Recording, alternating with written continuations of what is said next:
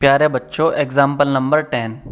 दुनिया का सबसे आसान क्वेश्चन, ठीक है, जो तुम्हें समझ में नहीं आता। अगर तुम्हें आसान भी समझ में नहीं आया ना, तो कहीं ना कहीं मतलब कुछ गलती हो रही है समझाने में। लेकिन मैं तुम्हें ऐसा समझाने की कोशिश करूँगा जो तुम इसे अपनी उंगलियों पे कर लोगे भाई से, इस सवाल को अपनी उंगलियों पे। लेकिन मुझे एक चीज़ बताओ, बस कुछ भी मत बताओ, मुझे इतना बताओ कि रेशनल नंबर क्या होते हैं। तो तुम कहोगे भैया रेशनल नंबर होते हैं ए अपॉन बी की फॉर्म में होते हैं। ए और बी का फैक्टर नहीं होना चाहिए, बस ए और बी अब कटे ना, ठीक है मैं समझ गया। लेकिन मैं कहूँ तुमसे कि बच्चों कि अगर मैं 2 की मल्टीप्लाई कर दूँ ए में, तो तुम कहोगे रेशनल है कि हाँ भैया अब भी रेशनल है ये तो। अगर मैं तुमसे कहूँ कि भैया 2a+1 लिख दूँ मैं, फिर b कर दूँ, तो अब भी रेशनल है, हाँ भैया। यानी कि इंटीजर डिवाइडेड बाय इंटीजर क्या होता है, रेशनल। समझ में आ गई बात? मतलब कुछ भी ऐसे करके लिखा हुआ, ऐसे करके लिखा हुआ, ऐसे करके लिखा हुआ, वो रेशनल होते हैं। मैं क्यों ध्यान दे रहा हूँ, क्यों बताना चाह रहा हूँ तुम्हें इतने गौर से? समझ में आ गई क्यों बताना चाह रहा हूँ मैं तुम्हें? बार बार इसलिए समझा रहा हूँ ये चीज़ क्योंकि इसी से क्वेश्चन सोल्व हो जाएगा। तो दुनिया में ऐसे जितने भी क्वेश्चन हैं उनको सोल्व करने का सबसे अच्छा तरीका क्या है? उल्टा मान के चलो। लेट अस एज्यूम हमने माना, let us assume 5 - √3 is rational number होते हैं ये भैया। हमने इसका अपोजिट मान लिया, इसको रखो रफ एरिया होता है ये, ठीक है। जब रेशनल नंबर है तो भैया हर किसी को एक बात पता है कि वो ए अपॉन बी करके लिखे जाते हैं, ठीक है। ठीक है, अब आते हैं भैया 5 - a divided by is equals to √3, ठीक है। दोनों तरफ क्या होते हैं, स्क्वायर होता है दोनों तरफ, ठीक।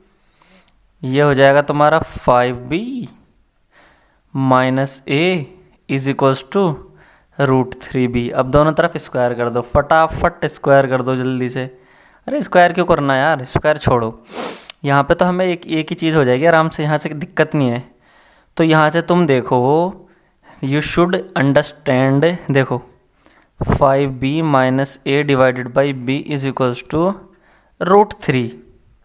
अब एक चीज़ देखो, तुम कभी ज़िंदगी में ऐसा हो सकता है कि इधर तो घोड़े हों, घोड़े बराबर गधे हो जाएंगे? तुम कहोगे भैया कभी नहीं होने के, घोड़े बराबर घोड़े होने चाहिए। तो कभी ऐसा हो सकता है कि rational is equal to irrational हो जाए?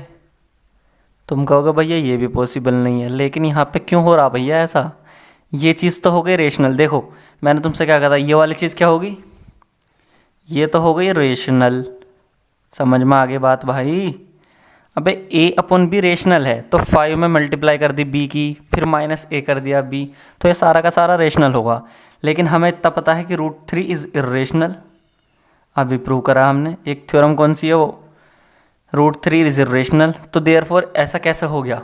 देयरफॉर दिस कंट्राडिक्शन मतलब हमने माना तो कुछ और था और आया कुछ और। हमने माना था कि ये इर्रेशनल है, लेकिन निकल गया उल्टा सीधा कुछ। दिस कंट्राडिक्शन इज अराइजन, तो ये गलती क्यों हुई?